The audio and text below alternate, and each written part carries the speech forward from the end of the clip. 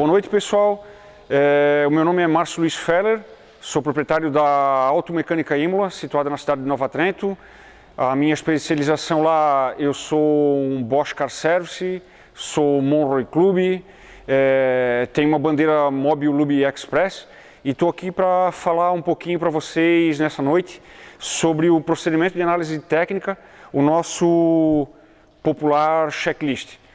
Então, a gente vai dar uma explicadinha para vocês como que surgiu essa ferramenta, a importância dela para todas as empresas associadas, a maneira como se usa e quais são os frutos que a gente pode colher usando essa ferramenta da maneira adequada.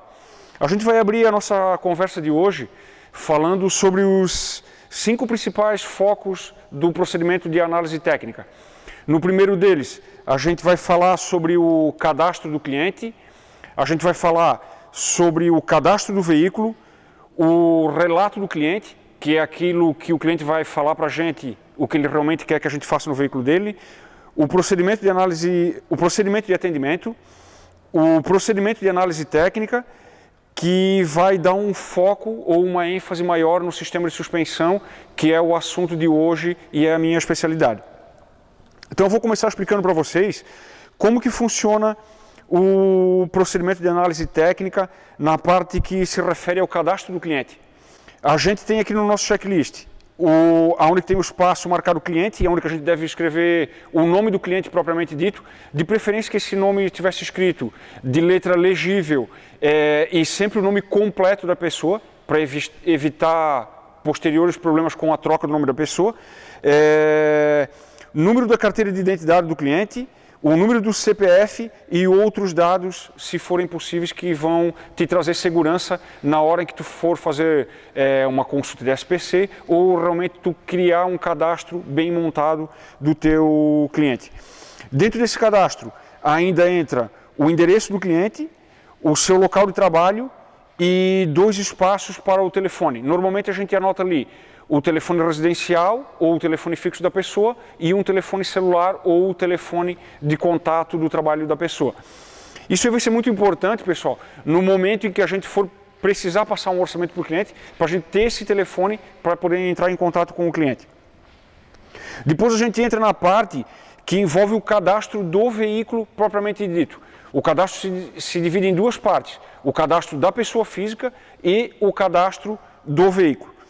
Então ali vai entrar o tipo de veículo, a quilometragem que o veículo se encontra naquele momento, a placa, ano e modelo. Dentro disso aí, a gente vai marcar os opcionais do veículo, que aqui no nosso checklist pede se ele tem ar-condicionado, direção hidráulica, sistema ABS e câmbio automático. Também vai pedir para vocês marcarem a quantidade de combustível que se encontra no tanque do veículo nesse momento. E num outro espaço aqui vai te pedir para dar uma avaliada se o veículo tem algum tipo de avaria. Esse campo aqui de avarias, pessoal, é importante a gente tomar cuidado com isso aqui, porque isso aí vai evitar vários problemas que a gente tem dentro da nossa oficina, de, por exemplo, o cliente chegar lá depois e dizer assim, o meu carro, depois que foi feito o reparo, apareceu com uma lanterna quebrada, apareceu com um canto de uma porta amassado. Se a gente não tomar cuidado no momento do cadastro ali, quando o cliente ainda está junto com a gente pode ter um problema na hora de entregar o carro para o cliente. O terceiro passo do nosso checklist, o relato do cliente. No campo relato do cliente, ele vai realmente, é onde a gente realmente vai anotar o relato que o cliente vai fazer para nós, apontando o que ele espera da gente dentro da oficina. Então ele vai marcar ali, por exemplo, barulho na suspensão. Nesse momento do relato do cliente, é importante que o recepcionista anote o maior número de informações possíveis, porque isso vai auxiliar o nosso técnico, o nosso mecânico lá, na hora dele descobrir o defeito do veículo. Tá? E para ele poder montar o orçamento. Então esse campo relato do cliente é onde que a gente vai anotar o que o cliente realmente deseja. Próximo ao campo relato do cliente, a gente tem um espaço aqui, onde que o cliente assina, autorizando a gente fazer um teste de rodagem com o veículo, tá? Tem um campo para ele assinar e também tem um campo aqui que te permite anotar a previsão de entrega do veículo, para te saber quanto tempo tu tens para realmente poder trabalhar no veículo do cliente. O quarto procedimento, que também faz parte do nosso procedimento de atendimento aqui, ele serve para o recepcionista acompanhar o andamento do veículo dentro da oficina, e ele se divide em 7 etapas.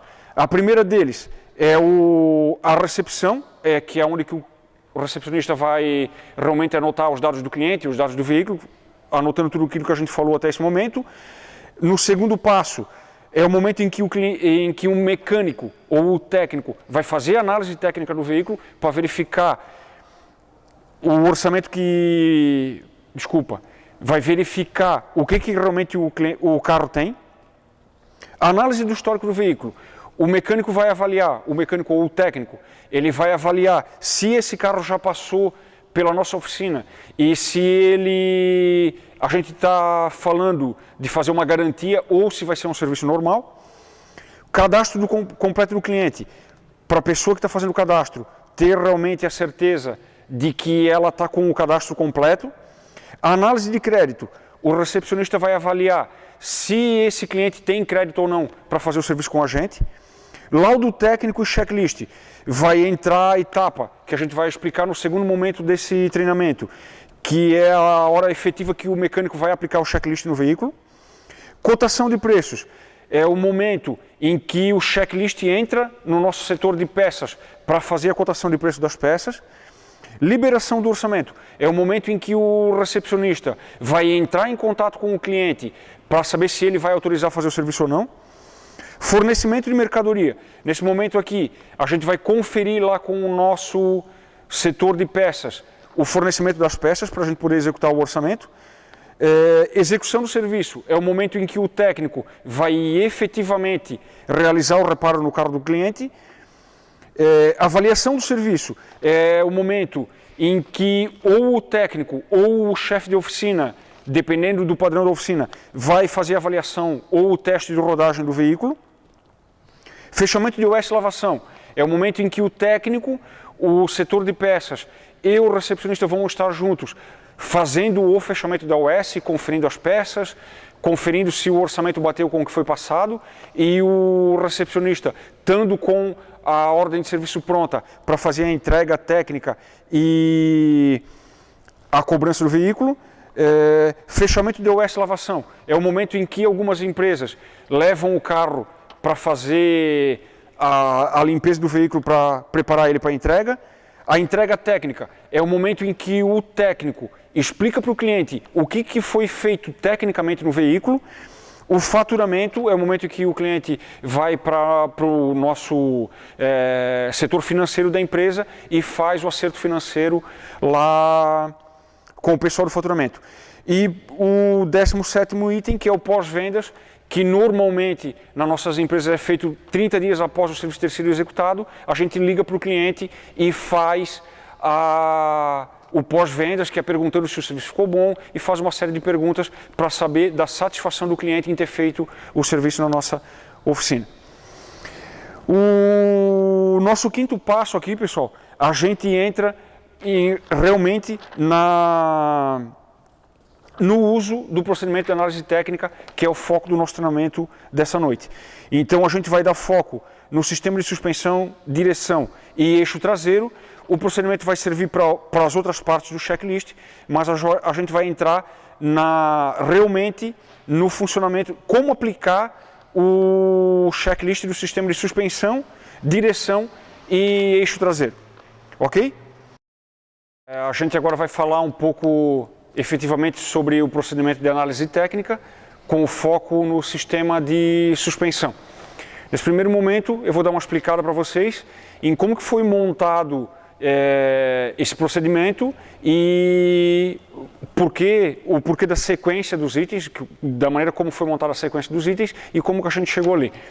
A gente juntou os manuais dos veículos das 4 principais montadoras nacionais, sentamos numa mesa ali e resumimos os itens que se repetiam, por exemplo, o amortecedor, e acrescentou alguns itens que a gente considerava de extrema importância e que não estavam dentro dos manuais dos veículos. A gente chegou a um número de 31 itens, sendo que a gente começa pelos amortecedores dianteiros, batentes e coifas dos amortecedores, coxins dos amortecedores dianteiros, molas dianteiras, braços tensores dianteiros, bandejas dianteiras e suas buchas, pivôs, barras estabilizadoras, buchas dianteiras e bieletas, coifas do semi-eixo e juntas homocinéticas, caixa de direção, articuladores, braço Pitman e braço auxiliar, terminais de direção, barra de direção, buchas e abraçadeiras, amortecedores de direção, acoplamentos da caixa de direção, coluna de direção e coifas, bomba da direção hidráulica, onde a gente vai avaliar o estado do óleo e vazamentos, rolamentos das rodas dianteiras, amortecedores traseiros, batentes e coifas dos amortecedores, coxins dos amortecedores traseiros, molas traseiras, buchas do eixo traseiro, bandejas traseiras e buchas, barra estabilizadora, bucha traseira e bieleta traseira, braços tensor traseiro, cardan e cruzetas, rolamento de rodas traseiras, geometria dianteira e traseira, balanceamento de roda e análise do pneu, onde a gente vai avaliar desgaste, pressão e deslocamento. Ok, pessoal, então a gente vai começar o nosso procedimento de análise técnica aqui na prática e vocês vão entender por que o nosso checklist segue essa sequência. Essa sequência ela foi estudada de forma que o técnico perca o mínimo de tempo possível, o que vai ajudar ele na produtividade. Então, no primeiro momento, a gente vai analisar o amortecedor dianteiro do veículo com o veículo ainda no chão, antes de pôr o veículo propriamente no elevador. Ele até pode já estar no box, preparado no elevador, mas ele ainda não vai estar erguido. Ok? Então a gente vai ter a ajuda do nosso amigo Leandro aqui, e ele vai estar mostrando como que a gente faz o teste de pressão do amortecedor dianteiro e traseiro, com o veículo ainda no solo, para a gente evitar a perda de produtividade. Pode mostrar daí, Leandro?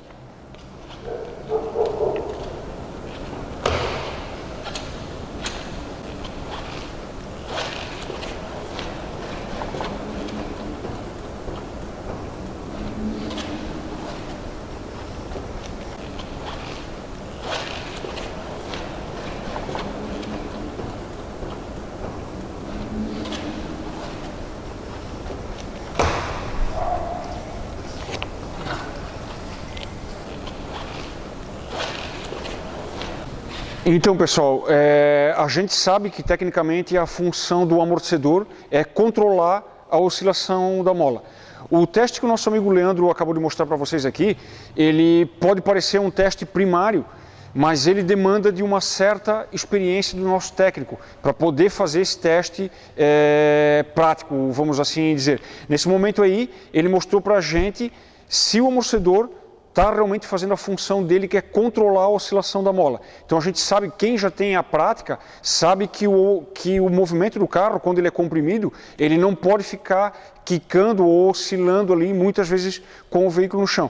Então esse teste, num primeiro momento parece ser básico, mas o técnico tendo uma determinada experiência, ele consegue fazer um primeiro teste já com o veículo no solo.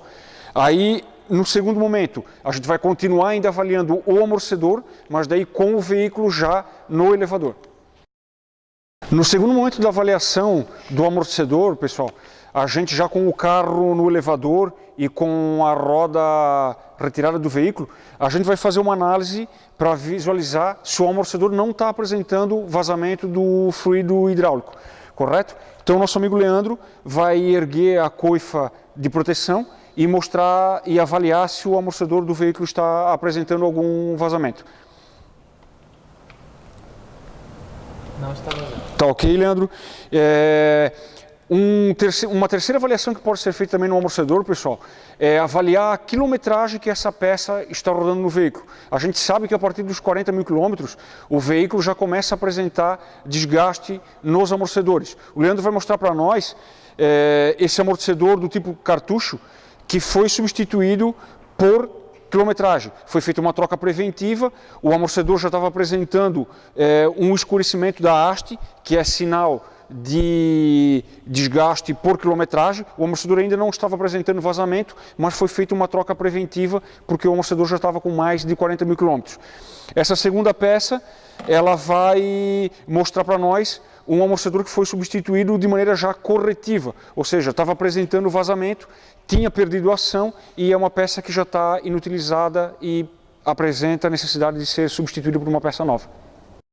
Essa avaliação, pessoal, ela serve tanto para os amortecedores dianteiros como para os amortecedores traseiros do veículo. A gente não tem diferença na avaliação da peça, tanto a peça dianteira como a traseira, apesar dos formatos e as construções serem diferentes, mas a avaliação é a mesma, ok? O segundo item do nosso checklist aqui, pessoal, são os batentes e coifas do amortecedor. Como vocês podem ver, o checklist segue numa sequência onde que o técnico está avaliando a torre do amortecedor do carro, o que sempre vai focar a produtividade dele, para ele não ter que, por exemplo, sair de uma área do veículo e ir para outra. A gente estudou para que as peças estivessem numa sequência, o que vai priorizar a produtividade do nosso técnico. Então a gente vai estar avaliando agora os batentes e coifas do amortecedor. O nosso amigo Leandro vai estar mostrando a avaliação aqui com o veículo montado. Ele vai estar mexendo a folga da roda aqui, onde que ele vai estar avaliando mais precisamente a folga do coxim do amortecedor, né, Leandro? E posteriormente a gente vai mostrar o desgaste da coifa e do batente do amortecedor.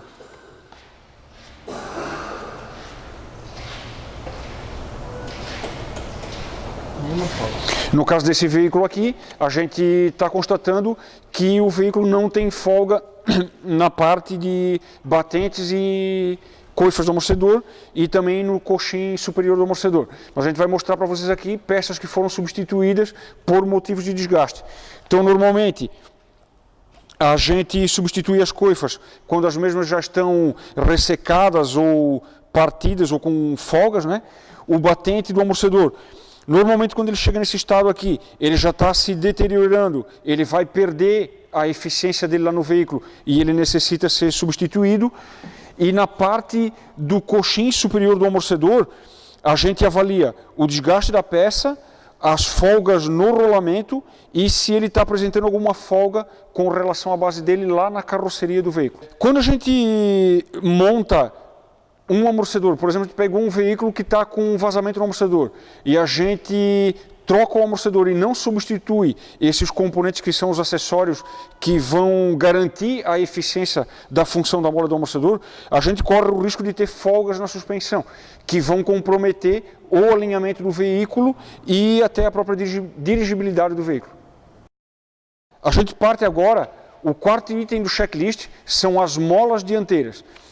Quando a gente faz a avaliação da mola, pessoal, a gente sempre vai verificar alguns itens. A gente vai verificar se a mola não está partida, faltando algum elo, ou com a tinta, a superfície dela descascando, o que é um sinal de desgaste e de fadiga da mola. Verificar se o veículo não está com as molas cortadas, que é o que todo mundo conhece no veículo que é rebaixado, né? Que vai alterar as características originais do veículo. O importante também é a gente avaliar se a mola não está apresentando pontos de ferrugem. E uma coisa também muito importante de ser avaliado, pessoal, é se a mola é a mola correta do veículo, avaliar a aplicação da mola. Isso aí vai interferir muito na altura do veículo e no conforto do veículo também. Um fator muito importante de ser avaliado, pessoal, quando a gente está falando da estrutura do amortecedor, ou torre, como muitos chamam, né? É a gente avaliar a posição de montagem das peças. Muitos veículos, os coxins superiores do amortecedor, eles têm posição de montagem e isso interfere muito no alinhamento do carro. Ele vai interferir diretamente num ângulo chamado cambagem. Então é de extrema importância a gente avaliar a posição de montagem dos coxins e também a posição de montagem das arruelas de posicionamento. Tá? Isso aqui vai interferir na vida útil do amortecedor, na segurança do veículo, né? E questões como rangido e barulho que podem surgir por uma montagem incorreta no veículo. Então é muito importante a gente atentar para a posição de montagem dos componentes da suspensão dianteira do veículo. Os braços tensores. Alguns veículos possuem braços tensores na dianteira e na traseira, outros têm esse componente só na traseira. No caso desse veículo aqui, a gente tem um braço tensor só na suspensão traseira. A importância de se avaliar os itens que devem ser avaliados no braço tensor. A gente sempre deve avaliar as folgas das buchas do braço tensor, verificar se o braço não possui empenamentos, porque normalmente nesse braço, pessoal, a gente vai encontrar a arruela de regulagem da convergência da geometria. Então é importante que esse braço esteja em perfeito alinhamento e não possua nenhum tipo de folga em suas buchas. Bandejas dianteiras e buchas. Um fator importante, pessoal, é o técnico saber diferenciar a flexibilidade que as buchas e componentes de borrachas têm de uma folga realmente existente na suspensão do veículo. Isso vai evitar que a gente faça diagnósticos equivocados, o que pode trazer transtorno para a gente na hora de passar isso para o cliente. Tá? Então o Leandro vai estar mostrando para nós aqui o teste da folga da bucha. A gente sempre deve testar a bucha dianteira e traseira da balança do veículo e tomar cuidado para não fazer nenhum diagnóstico errado. Então a gente está verificando ali que a nossa bucha dianteira ela está ok, ela não apresenta folgas, ela tem uma pequena flexibilidade que é característica da bucha, mas a bucha traseira nossa aqui está apresentando uma folga anormal, ou seja, ela vai ter que ser substituída. Pivô da suspensão. Junto com a nossa bandeja, a grande maioria dos veículos já tem o pivô acoplado na própria bandeja. Novamente falando da sequência dos itens que são avaliados no checklist, sempre priorizando a produtividade, o técnico avalia as buchas e na sequência já avalia as folgas do pivô. Com o auxílio de uma espátula, o Leandro está mostrando aí para a gente a análise da folga do pivô. Ou seja, não possui folgas, então a gente dá sequência no nosso checklist. Barra estabilizadora, buchas dianteiras e bieletas. Aqui a gente vai ter a nossa barra estabilizadora. O teste de folga é o mesmo que se aplica nas buchas de balança. O Leandro vai estar mostrando aí com a espátula o teste de folga.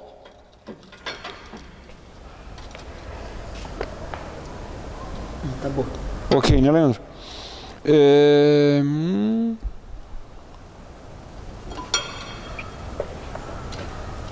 O teste da bieleta Tá bem. também. Aqui com o auxílio da espátula. Aqui o teste da bieleta, pessoal, ele é um teste que a gente costuma fazer com o veículo no solo. É importante a gente ter uma rampa dentro da nossa oficina para que a gente possa testar alguns componentes da suspensão com o veículo na posição de rodagem. Normalmente, esse teste da folga da bieleta a gente faz com o veículo no chão. Ele pode ser feito com o veículo no elevador também, mas como a suspensão vai estar tensionada, normalmente a gente não consegue avaliar a folga da bieleta com o veículo no elevador, mas pode ser feito também. Em alguns casos, quando a gente não tem como fazer esse teste no chão, a gente também pode retirar a bieleta do veículo, é um componente relativamente fácil de ser extraído do veículo, e a gente pode fazer o teste com o veículo no erguido. O próximo item aqui são as coifas do semi-eixo e coifas de juntas homocinéticas. Normalmente a gente avalia na coifa se ela não está apresentando rasgos, folga em suas abraçadeiras e vazamentos da graxa lubrificante. Sobre a caixa de direção, a gente vai estar mostrando aqui uma caixa que foi retirada do veículo, para a gente poder visualizar de uma maneira um pouco melhor.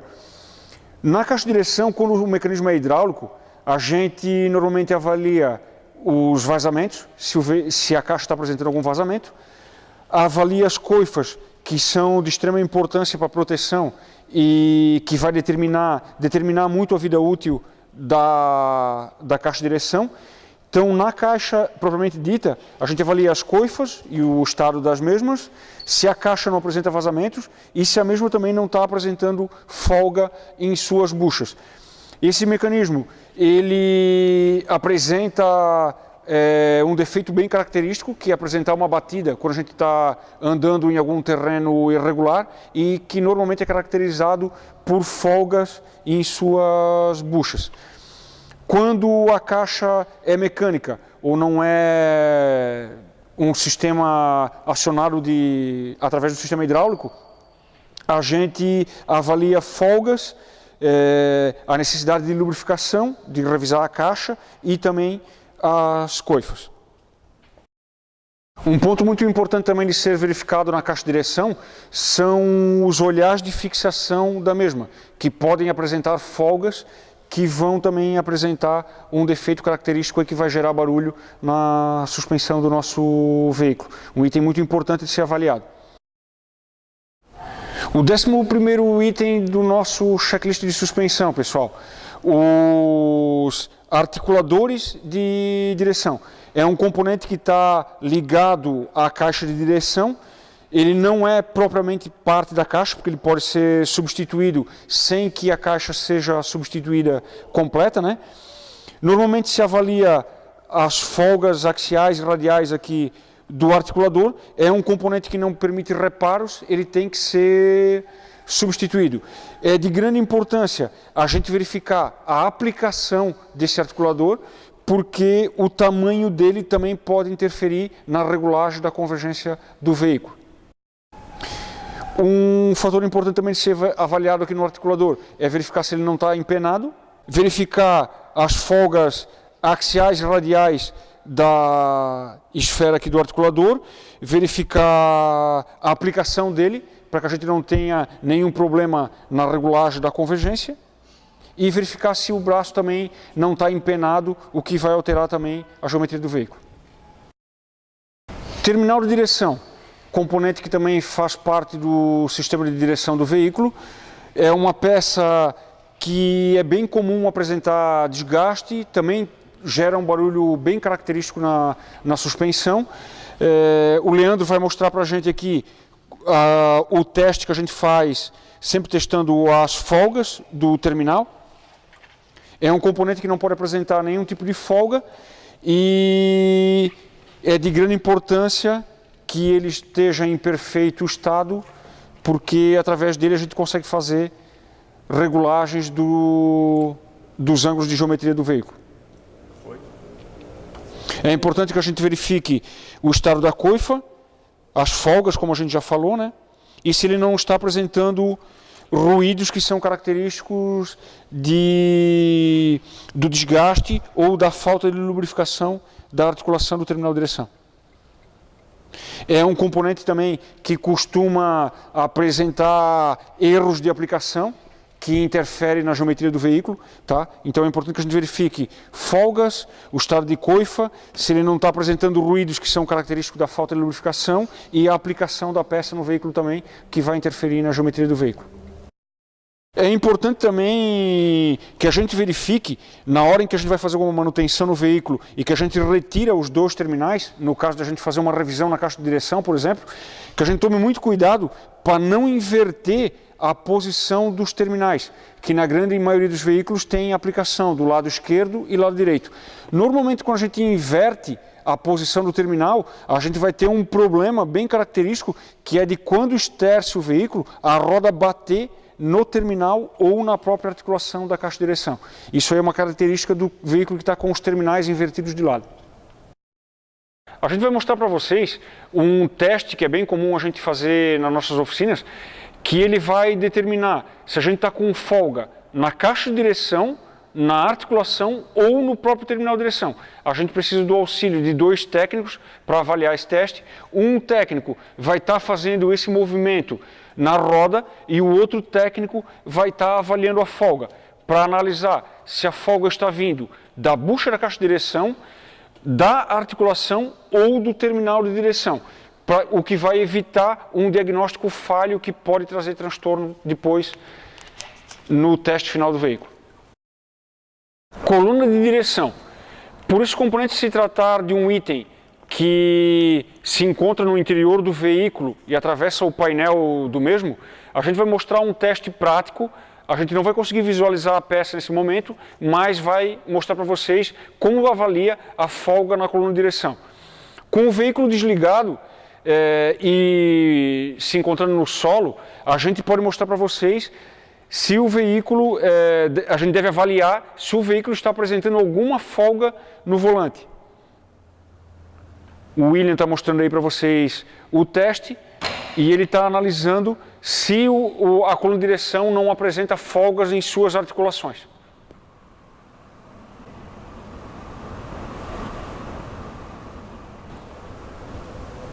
Testa a folga com folga axial e radial, né? Então, ele está testando a folga axial e a folga radial da coluna de direção. Ok. Esse componente, quando apresenta defeito, ele apresenta um ruído característico que parece ser interno ao painel do veículo. Não é um componente muito comum de apresentar desgaste, mas quando apresenta, gera um desconforto considerável para o condutor do veículo. Em veículos que possuem o volante escamoteável, é importante a gente verificar o mecanismo de acionamento desse componente para evitar, para analisar se o mecanismo está em perfeito funcionamento e se não apresenta nenhum tipo de folga. Bomba do sistema de direção hidráulica. Faz parte do sistema de direção. A gente sempre deve avaliar alguns itens do sistema de direção hidráulica.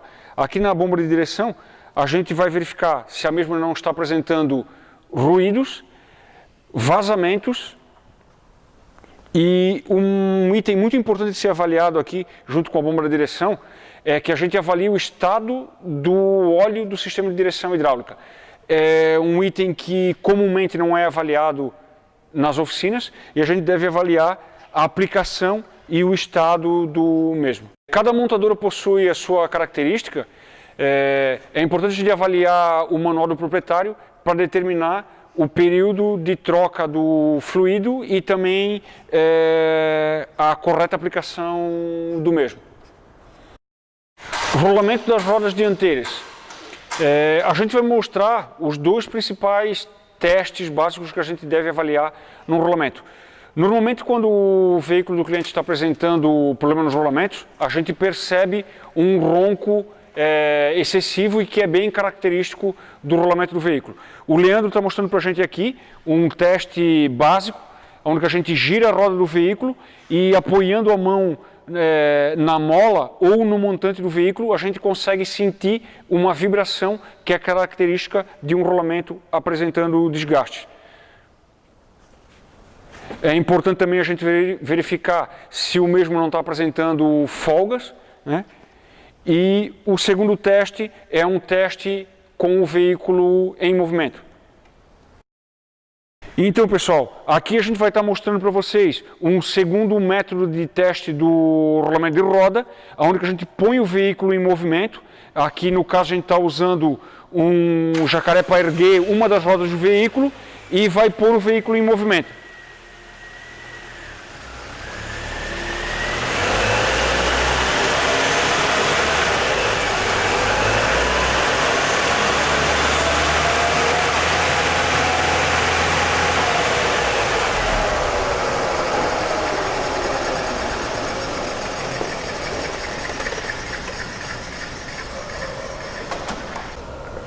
Nesse teste dinâmico, pessoal, a gente tem que tomar alguns cuidados.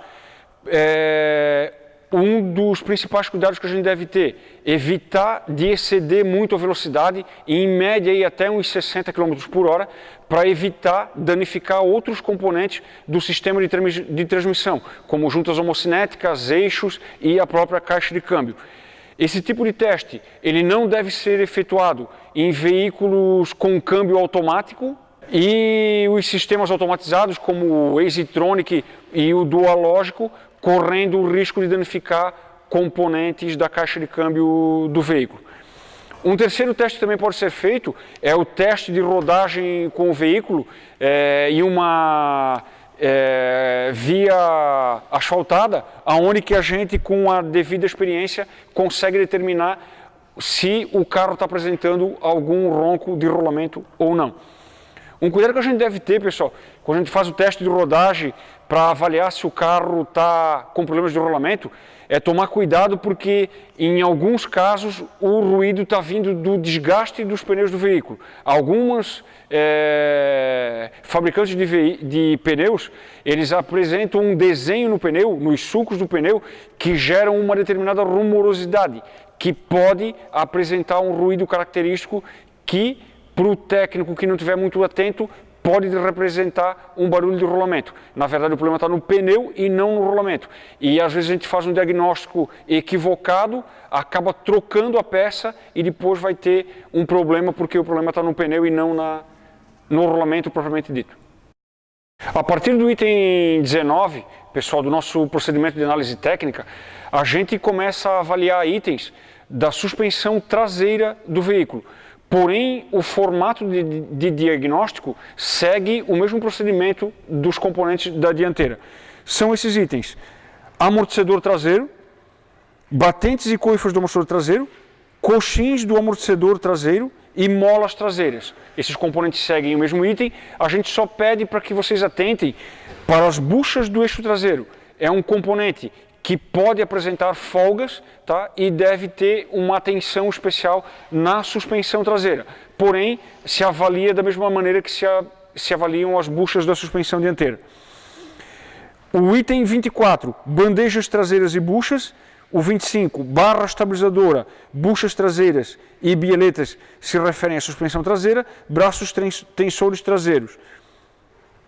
Rolamento de rodas traseiras, o item 28 do nosso checklist, também segue o mesmo procedimento da roda dianteira. E o item 27, cardan e cruzetas, que é um item que difere um pouquinho no diagnóstico. Sobre o item 27, pessoal, cardan e cruzetas, componente que também pode apresentar problemas no nosso veículo, é importante que a gente avalie se o cardan está perfeitamente alinhado. Se ele não possui folgas em suas articulações, é importante que se verifique a lubrificação das partes móveis do cardan e o seu devido balanceamento. O item 29, geometria de direção, dianteira e traseira. Nesse item, pessoal, é um procedimento de extrema importância para garantir a segurança, a estabilidade e estabilidade do veículo e a durabilidade dos pneus, a gente avaliar a necessidade de se fazer geometria no veículo. Um componente do automóvel que mostra para nós a necessidade de geometria é o pneu do veículo.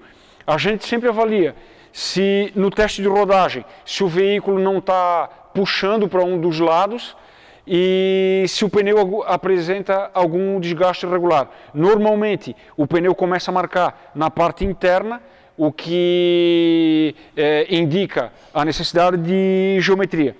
A geometria também deve ser efetuada toda vez que a gente fizer alguma intervenção no sistema de suspensão ou de direção do veículo, ou preventivamente a cada 10.000 km.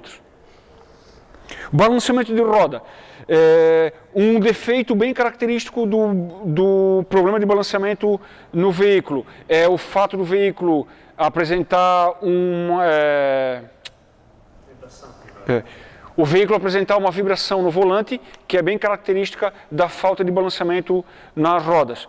Um item importante também é quando a gente faz a troca dos pneus, sempre vai haver necessidade de balanceamento, ou quando o veículo passou por alguma pancada numa roda, buracos que são característicos das nossas estradas, né, que podem causar o empenamento da roda, que vai apresentar a necessidade de um conserto da roda e vai ter que necessariamente efetuar o balanceamento.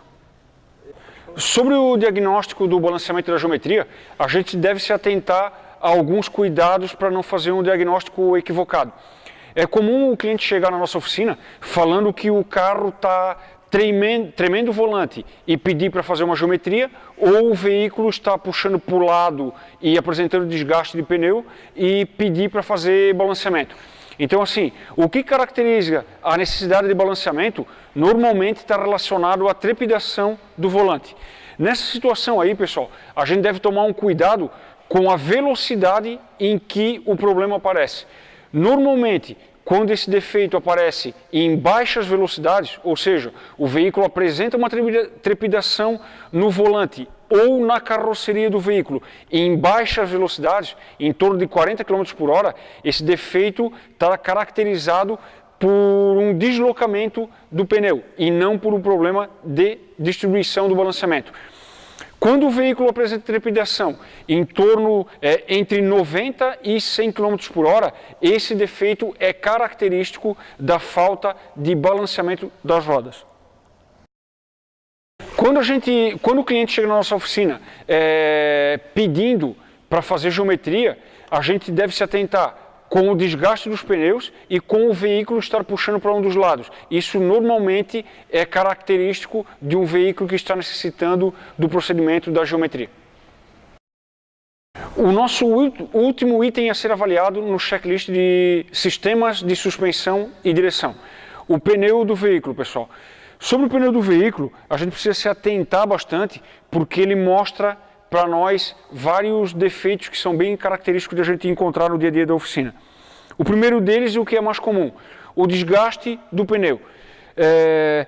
Todo pneu possui uma linha de sulcos na sua parte, na sua banda de rodagem, onde a gente vai poder avaliar se o pneu chegou no seu limite de desgaste. A gente conhece isso como TWI, esses sulcos que existem aqui nas ranhuras do pneu. Quando a borracha chega nesse nível de desgaste aqui, o pneu necessariamente vai ter que ser substituído. Quando o pneu está apresentando desgastes na parte interna ou externa, pode ser um problema de falta de alinhamento ou calibragem do próprio pneu. Outro item importante de ser avaliado no pneu, a sua data de validade. O pneu tem, em média, 5 anos de validade. O Leandro está analisando aqui, através das inscrições do pneu, a data de validade do pneu. Então aqui, pessoal, a gente vai estar mostrando para vocês, aqui aparece nessa gravação do pneu aqui, normalmente está próximo ao DOT, indicando que esse pneu foi fabricado na 25ª semana do ano de 2011.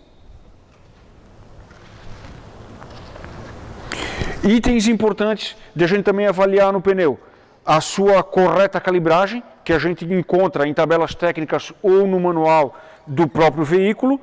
Quando o nosso carro está andando com o pneu descalibrado, se for excesso de pressão, normalmente o pneu vai apresentar desgaste na parte do meio, na parte central, ou quando ele estiver com falta de pressão ou descalibrado, ele apresenta desgaste na parte interna e externa do pneu.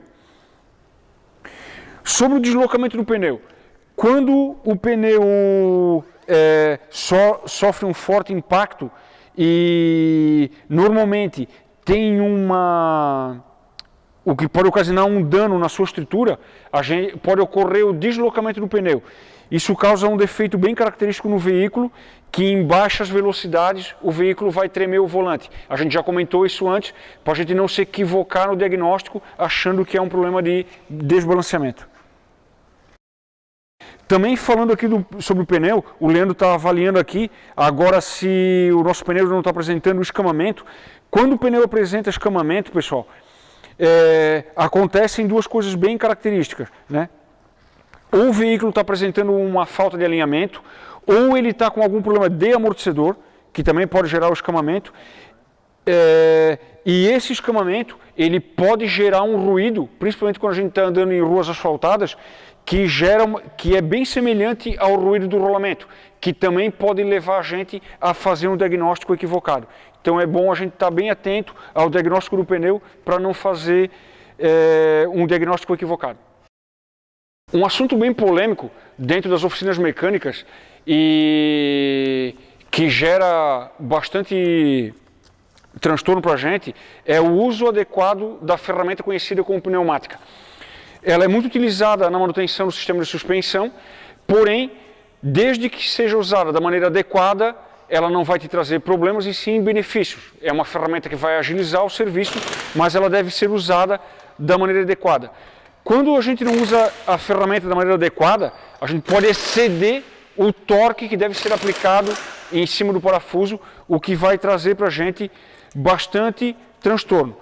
Quando a gente aplicar os parafusos para fixar os componentes da suspensão, a gente deve primeiro fazer os parafusos pegar manualmente e usar a ferramenta pneumática no seu torque mínimo e evitar que a gente exceda o torque aplicado no parafuso.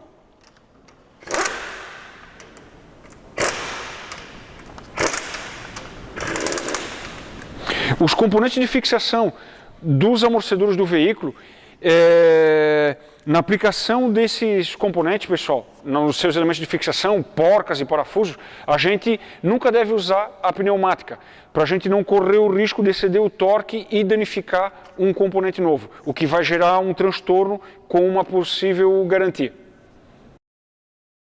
O Leandro vai estar mostrando para a gente aqui o uso de uma ferramenta bem conhecida nas nossas oficinas, que é o torquímetro. Essa ferramenta vai evitar que a gente exceda o torque aplicado nos parafusos de fixação, né? A gente costuma apertar as rodas com uma média de 11 kg nos parafusos de fixação da roda, o que vai evitar a gente espanar o parafuso de roda por excesso de torque e também causar o empenamento do cubo, do tambor e do disco de freio quando a gente aperta o parafuso de roda. Ok, pessoal, então a gente assim encerra o nosso procedimento de análise técnica do sistema de suspensão, direção e eixo traseiro. Fica aqui o meu agradecimento e em nome do NEI Arvesc agradeço a atenção de todos.